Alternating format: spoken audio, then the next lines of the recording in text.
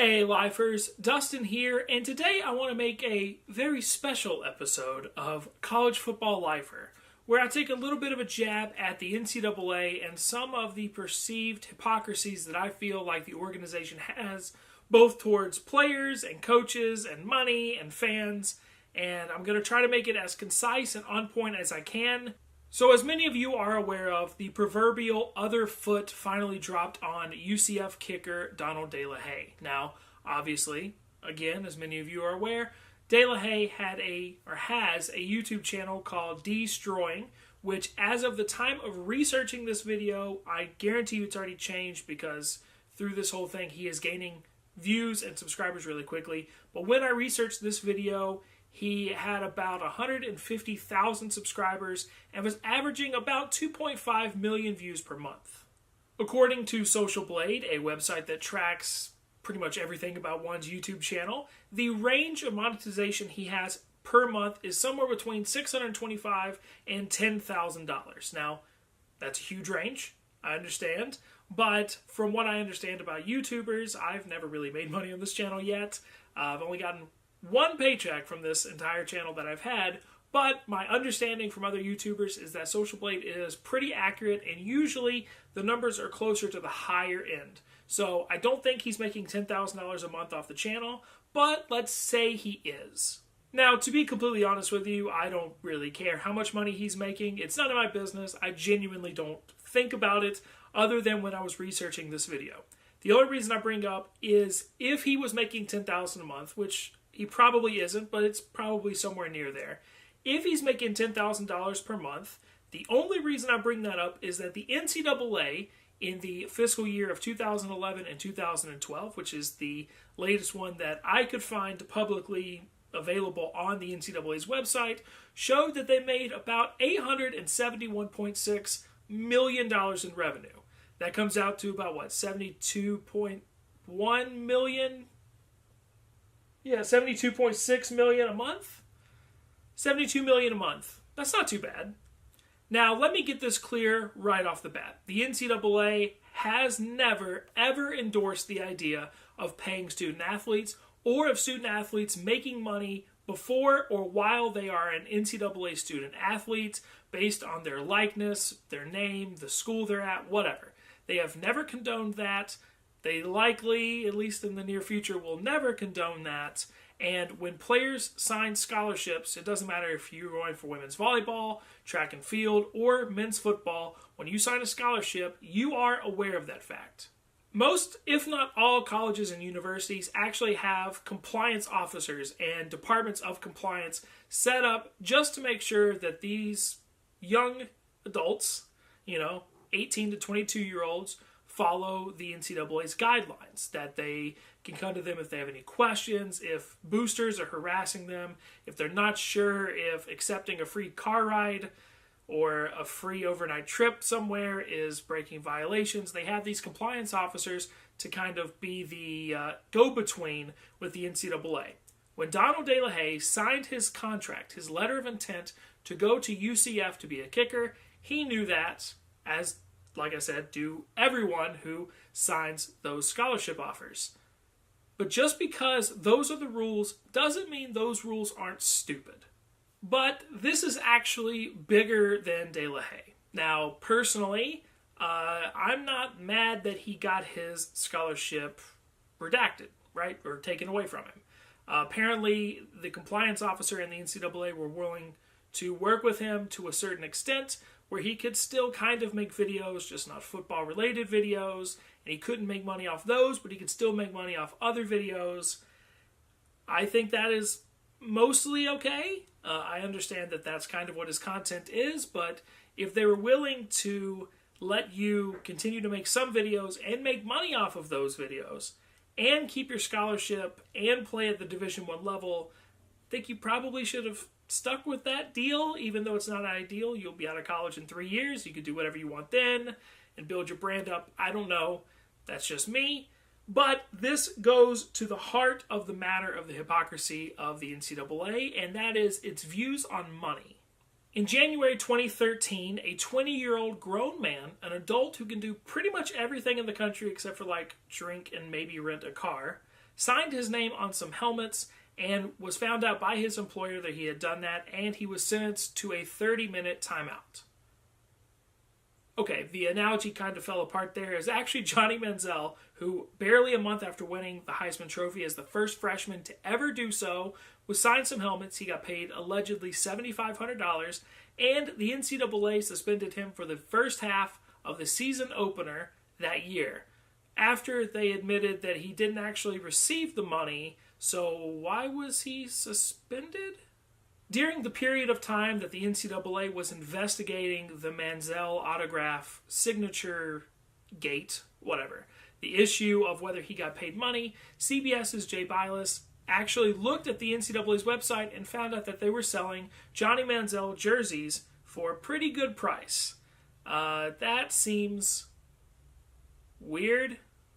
In 2014, right in the middle of his junior year, Georgia running back Todd Gurley was found by the NCAA to have been auctioning off his autograph for between $8 and $25 per autograph, depending on who it was who was asking him and how much they wanted him to autograph at one time.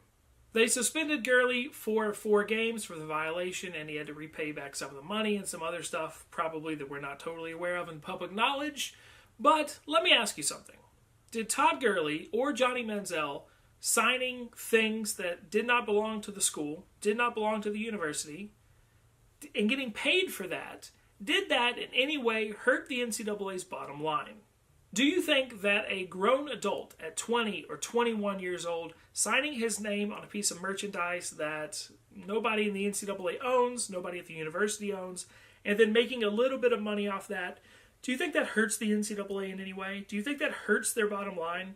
Do you think that Todd Gurley, who was already a junior, who everybody in the country already knew he was going to forego his senior year and go into the NFL, do you think him making some money off jerseys after he's already in Athens and has already established himself as a star is in any way compromising his coming to the school, or is compromising his willingness to play football?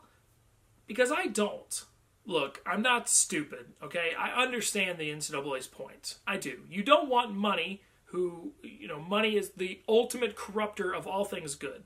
You don't want money corrupting the sport of college football, which we all know and we all love so much. I mean, other than conference realignment, which has totally ripped apart rivalries and fan bases and made them travel more. But that's not what we're talking about. We're talking about the sport of college football. Listen, neither I nor probably any of you or coaches or players want boosters paying kids to come to school. I don't want that. I want the kid to make the decision based on what's best for him, the fit he wants, the coach he likes, what his parents' input is. That's the way it should be. It should not be who's the highest bidder. It should not be if I go to Ohio State, I can get this, but if I go to USC, I can get this, so I'm weighing my options. It should be, I like Urban Meyer, or I like the history of USC. I don't want somebody to go to a school because of money. I don't want somebody to go to a school and have boosters follow them around campus like some kind of money paparazzi, trying to buy them things in order to keep them happy, or to keep them from transferring, or whatever it is. I definitely don't want them badgering them on campus in order to sign autographs so they can turn around and flip it and sell it while the player is not really getting anything from it, or throwing money at them.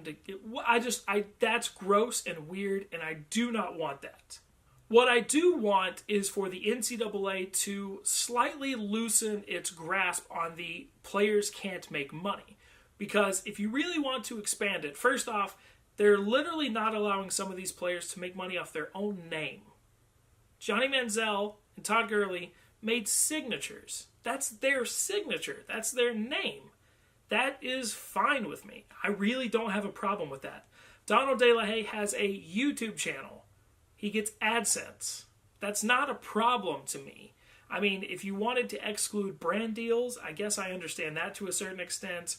But AdSense, just from people going and watching YouTube videos, that seems ridiculous and much more of an overreach than what the NCAA originally intended. This is an organization that has been around for a very long time, and when it started, it had no idea what the internet would be. It didn't know how big college football would become in this country, especially down here in the South, where it literally is bigger than religion in some parts.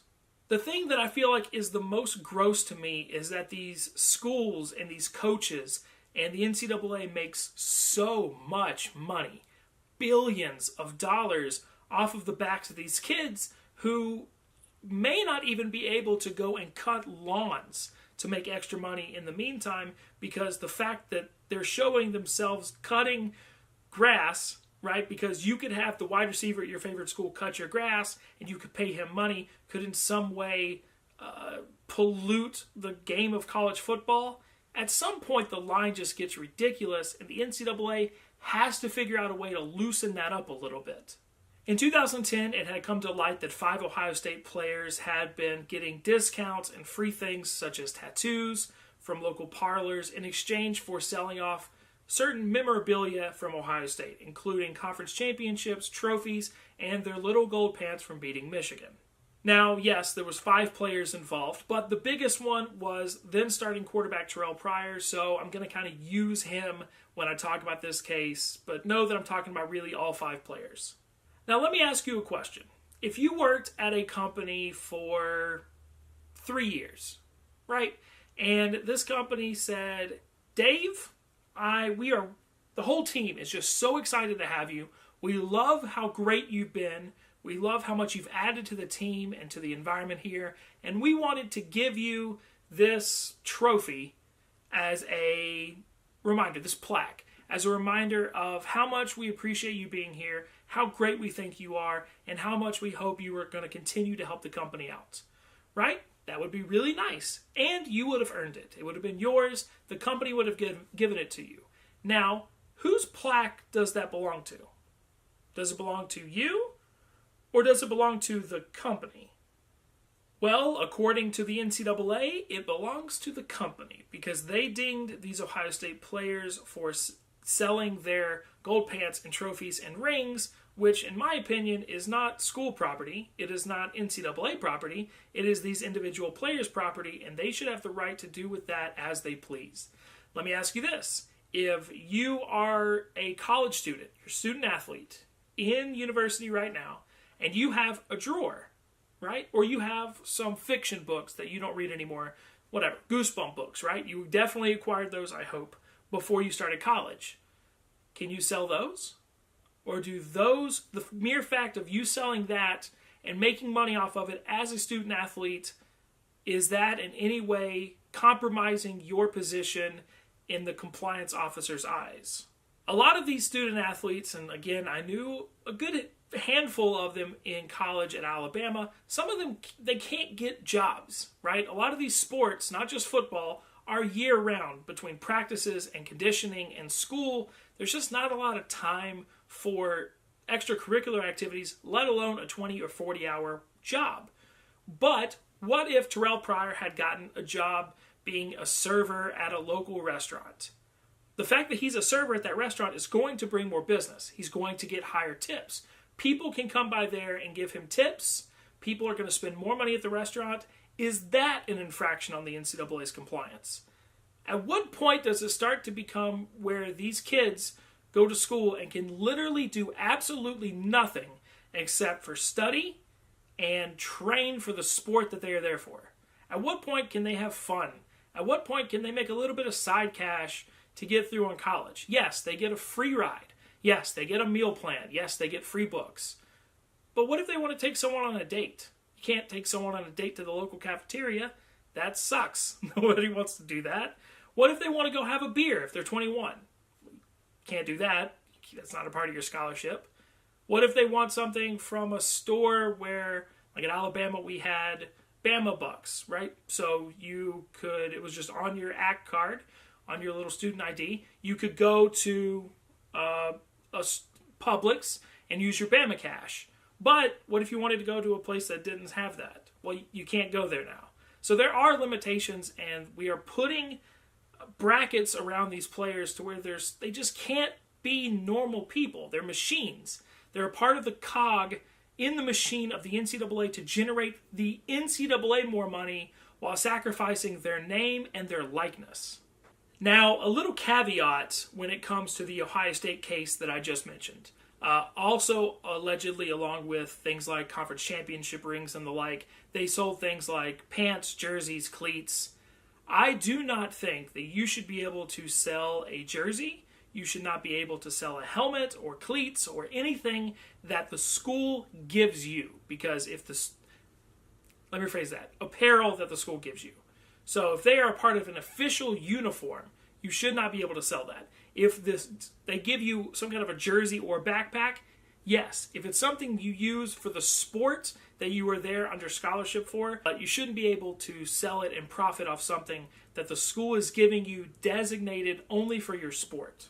Also, let me just say on a moral level that I despise the fact that they sold these items. If I got a conference championship ring, I would sell my house before I sold that thing. If I got a little trinket for beating my biggest rival in the world, that would mean everything to me. And I would keep it locked in a safe or frame it on a wall. I certainly would not sell it for tattoos. That's gross. But just because I think it's gross doesn't mean that it should be against the rules of the NCAA. Now, let's talk about the ultimate money story involving the NCAA, and that is the death penalty and SMU. Now, I'm sure pretty much all of you are pretty familiar with the story, but just in case you're not, here's a quick recap. Basically, SMU is based in Dallas. Dallas has long been known as an oil-rich and people who got rich from oil kind of town. And in the 70s and 80s, many people in the city of Dallas, mainly SMU alums and boosters, wanted the program on the football field to do much better than it had, so they decided to do the only thing that they knew in their oil-rich minds to do, and that was to pay the players and make sure that the coaches were okay with that by probably paying the coaches. If you're really not familiar with the story, please go watch ESPN's 30 for 30 called The Pony Express. It's great. It goes into this very well and breaks the whole thing down from beginning to end. But basically, the NCAA found out that SMU was paying players, told them to stop. SMU was like, yeah, man, we're stopped. Then the NCAA found out that, actually, no, SMU had not stopped. The boosters were still honoring payments that they had already promised to players currently on their roster. And so they brought the hammer down on the entire program in something we have since called the death penalty.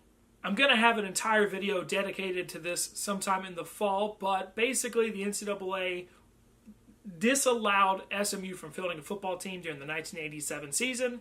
SMU then said, well, we're not going to be able to field one in 1988 either because we're not going to have any of the players here. So they lost out on 2 years of eligibility, 2 years of team football. They lost 55 scholarships. They had bowl, TV, postseason bans. It was really bad, and really SMU has never recovered. Now, I'm going to move from the past to the future a little bit. Let's talk about Baylor. Now, unfortunately, I'm not going to go into it too much here because of the current climate of YouTube and the adpocalypse. I kind of have to worry about my channel, and if I talk about what actually went on at Baylor, they would definitely demonetize this video and maybe start looking at my channel a little more carefully. So basically, if you're not familiar, there was a rampant case of sexual transgressions and assaults that went on throughout the campus based on players from the football team. The coaches, administrators, and university officials knew about it, basically did nothing, basically blamed the victims, and allowed it to continue to happen because Baylor at that time, this is 2013, 2014, they were very much in the mix of a national championship. Baylor eventually did fire head coach Art Briles before the start of last season, and athletic director Ian McCaw and president Ken Starr resigned. For whatever it's worth, McCaw is now the athletic director at the very, very fundamental Christian college of Liberty University, which, started by Jerry Falwell. I'm sure things are going great there. And if you remember Ken Starr, he's the one that hunted down President Clinton. That started with Whitewater and then ended with his stuff with Monica Lewinsky. So the fact that he tried a president for that and then 20 years was caught being the president of a school where that was running rampant and he did nothing is unfortunate karma. Now, personally, this is one of the worst athletic scandals I've ever heard of in my entire life. Honestly, it's right up there with Penn State, and Penn State involved children. This involved young women who were fresh out of high school. There's no such thing as better or worse in a case like this. But at Baylor, a lot more people were involved. A lot more people knew about what was going on, and a lot more people were actively trying to defend the shield of the Baylor brand instead of helping out the people that parents had shipped off to their Baptist school in order to watch out for them and to protect them and give them an education and keep them safe. They chose winning football games over helping the victims, and that is disgusting. So let me ask you this question. Which one was worse? What happened at SMU or what happened at Baylor? Which one do you think, if the death penalty had never been issued before and we put the two cases up on some kind of a projector screen, which one do you think would be a better case for the death penalty? Because I certainly think Baylor is a hell of a lot worse than what happened at SMU. What about the University of North Carolina? This is a scandal that has been going on since 2010, when the NCAA initially announced that they were investigating the Tar Heel program. It feels like it's been going on at least double that, but regardless, they have been investigating for a long time the fact that North Carolina had set up dummy classes, fake classes, where students could enroll and never attend, never get quizzes, never get tests, never take attendance, nothing. And they would get passed through the system. Now, a lot of students were in on this, but specifically student-athletes, right? We're supposed to put the student before the athlete. And this had been going on for up to 20 years, since the early 1990s.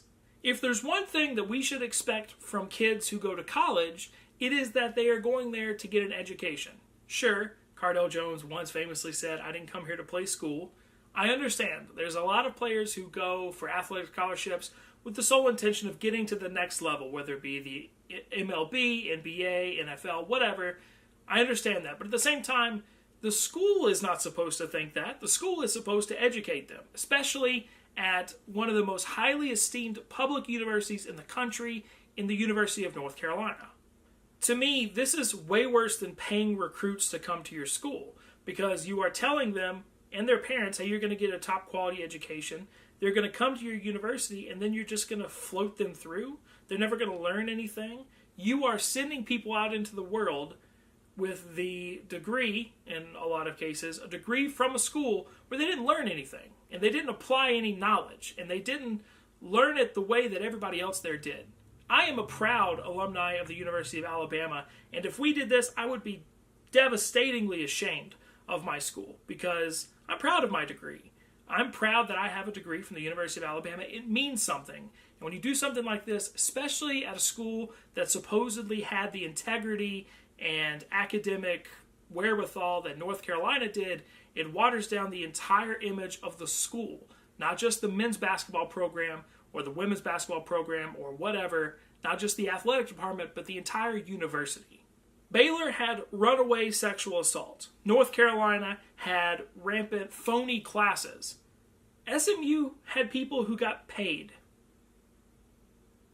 At the end of the day, that is not as bad as what's happened in North Carolina, and certainly not as bad as what has happened at Baylor. Now, the North Carolina and Baylor cases, mercifully, should both come to a close this fall. We will see what the NCAA does. I guarantee you they're not going to give them the death penalty. You could make an argument that's because they saw what it did to SMU, but at some point you have to penalize some of these programs for some of the stuff that's gone on with them. But if at SMU, if they would have just had rampant sexual assault and sexual abuse and misconduct by the administration, if they had just set up dummy classes and gotten kids to come there and just focus on football and literally nothing else, SMU probably would have won multiple national championships by now. But no, a couple of kids got a couple of thousands of dollars, so the NCAA had to kill the entire program. So yes, the absolute overarching, without a doubt, hypocrisy of the NCAA revolves around this idea of money. Money for them is good, money for other people is bad. Even though they make money off the other people can't make money off them. Okay, fine. But if I can ask to hold your attention just a little bit longer, there's one other issue of hypocrisy not involved directly with money that I want to talk about. This past spring, USF linebacker Malik Dixon announced that he would be transferring from South Florida. He would go to a junior college and then eventually transfer into another D1 program. He has to sit out a year at the FBS level because, of course, players can't transfer from one FBS team to another in between seasons unless they're a graduate transfer and already have their degree. That's the way the NCAA operates. Fine. But Dixon's announcement that he would be leaving the USF program came just 5 months after his head coach, Willie Taggart, announced that he would be leaving the USF program to go to fellow FBS school, Oregon. In fact, he actually left the team to go to Eugene before their bowl game in the Birmingham Bowl. So how in the world is that fair? How can you say, listen, kid, you signed a contract, basically, with the school, with your letter of intent and signed scholarship. You have to honor that contract. We can't just let you out. But your coach, who also has a contract and is getting paid millions of dollars, well, he can leave and go anywhere he wants at any time he wants. Theoretically, Willie Taggart could have left in September and been the head coach at Oregon in October. That's the way that coaching works. Why in the world is that fair? How is that fair? How is it a detriment to the program for a bunch of kids who came to a school for Willie Taggart only to have Willie Taggart leave and they can't leave? They have to stay. That doesn't make any sense. And if they do want to leave, they have to lose a year of eligibility and be punished by going to a school they don't care anything about in order to go to the school they really wanted to go to anyway. The NCAA has to evolve. In 2017, it is too big of a business, too big of an industry, and too big of a brand to sit around and say dumb stuff like the kids are getting paid in education. Okay, great. That's wonderful. I think scholarships, these athletic scholarships have allowed for a lot of kids to get into schools they never could have afforded and never had a way to ever get in there. But at the same time, you have to take care of them. And taking care of them doesn't mean stripping away their individuality, doesn't mean stripping away their way to try to make something better for them in school while they're there. Again, I don't think it's crazy to sit around and say, well, maybe if people want my signature, I could be able to give that to them. I don't really see a problem with that. If I make YouTube videos and people aren't giving me money, they're just watching my videos because they like it and I make AdSense from it, that should be okay. What if he wanted to write a book? He couldn't write a book. He couldn't share his ideas. These kids are, I'm not going to use the S word because they signed up for this, they knew what they were getting into. But just because they knew what they were getting into and they signed up for it, that doesn't mean anything. If you want to go to the NFL, what other option is there but to play college football? What, you're going to leave after high school and train for 3 years? And then go to the NFL Combine? That's not really how it works. You have to go to college football. So yes, they chose it, but that's in part because that's their dream. There was no other way to get there. So that seems kind of like a weird argument to me. So that's it for me, guys. That is a long-winded thing about how the NCAA needs to change. Again, I just want to reiterate, I understand a lot of where they're coming from. I just think the way they go about it sometimes is too much. It's too greedy. It's too weird. And it's not consistent with the message that they're trying to send and with the world that we live in today. But I would love to know your thoughts. I know I posted a video a couple months ago about 10 things the NCAA should change, and I said that they should be allowed to pay players, and I got a lot of pushback in the comments section, so let me know down below. Do you think that you should be able to make a little bit of money on the side using signatures or AdSense or writing a book or a lawnmower service or whatever? Or do you think, no, you have to draw a hard line because the second you start letting some people make money but some people not making money, it pollutes the water too much, it muddies it up, and we don't know which is which, and then you're going to have conflicting cases, because that is a really good argument too. Obviously, I poke holes in it a little bit, but I can understand that point. Why even bother? Let's just cut out all the money to begin with. Then we don't have to wonder about it. It's black and white. But in my opinion, we don't live in a black and white world. But that's why I want to know your opinion. Let me know down below what you think. And do you think that any of this will ever change? Or do you think 100 years from now the NCAA will still say, nope, you're an amateur, no money for you? Thank y'all so much for watching this very long video. I hope you enjoyed it. If you did, make sure to give it a big thumbs up. You can click the circle right there in order to subscribe, or watch any of the other videos over there to the right that YouTube has suggested for you. Thank you so much for watching, and as always, until next time. Idea of paying student athletes, or of student athletes making money before or while they are an NCAA student athlete based on their likeness, their name, the school they're at, whatever. They have never condoned that. They likely, at least in the near future, will never condone that. And when players sign scholarships, it doesn't matter if you're going for women's volleyball, track and field, or men's football, when you sign a scholarship, you are aware of that fact. Most, if not all, colleges and universities actually have compliance officers and departments of compliance set up just to make sure that these young adults, 18 to 22-year-olds, follow the NCAA's guidelines, that they can come to them if they have any questions, if boosters are harassing them, if they're not sure if accepting a free car ride or a free overnight trip somewhere is breaking violations. They have these compliance officers to kind of be the go-between with the NCAA. When Donald De La Haye signed his contract, his letter of intent to go to UCF to be a kicker, he knew that, as, like I said, do everyone who signs those scholarship offers. But just because those are the rules doesn't mean those rules aren't stupid. But this is actually bigger than De La Haye. Now, personally, I'm not mad that he got his scholarship redacted, right, or taken away from him. Apparently, the compliance officer and the NCAA were willing to work with him to a certain extent where he could still genuinely don't think about it other than when I was researching this video. The only reason I bring up is if he was making $10,000 a month, which he probably isn't, but it's probably somewhere near there. If he's making $10,000 per month, the only reason I bring that up is that the NCAA in the fiscal year of 2011 and 2012, which is the latest one that I could find publicly available on the NCAA's website, showed that they made about $871.6 million in revenue. That comes out to about, $72.1 million? Yeah, $72.6 million a month? $72 million a month. That's not too bad. Now, let me get this clear right off the bat. The NCAA has never, ever endorsed the idea. It had about 150,000 subscribers and was averaging about 2.5 million views per month. According to Social Blade, a website that tracks pretty much everything about one's YouTube channel, the range of monetization he has per month is somewhere between $625 and $10,000. Now, that's a huge range, I understand, but from what I understand about YouTubers, I've never really made money on this channel yet.